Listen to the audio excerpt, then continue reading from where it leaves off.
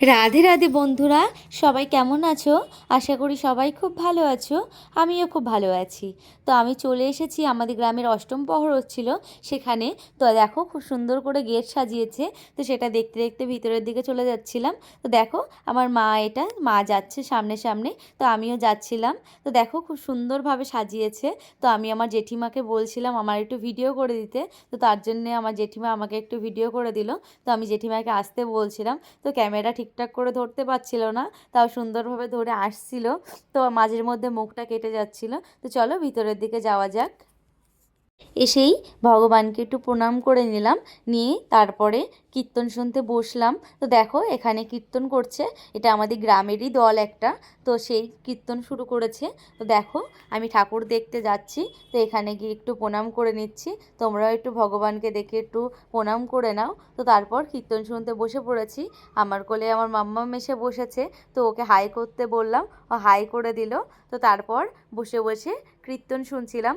এবার আমি আমার দাদার মেয়েকে একটু ডিস্টার্ব করছিলাম।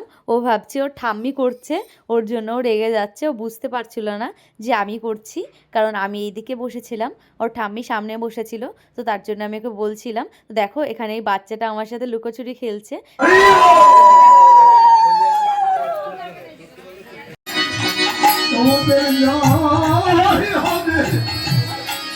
দেখো আমার দাদার মেয়েও কি সুন্দর হাততালি দিয়ে দিয়ে কীর্তন করছিল। আমি একটু আমাকেও ভিডিওতে নিয়ে নিলাম। তো দেখো এখানে আরতির সব তাপ নিচ্ছিল সবাই। তো তারপর খাওয়া দাওয়ার এখানে চলে আসলাম প্রসাদ নিতে। তো দেখো এখানে ডাল, তরকারি, চাটনি, পাঁপড়, মিষ্টি, পায়েস সব কিছুই দিয়েছিল। তারপর খাওয়া দাওয়া করে বাড়ির উদ্দেশ্যে চলে যাচ্ছিলাম।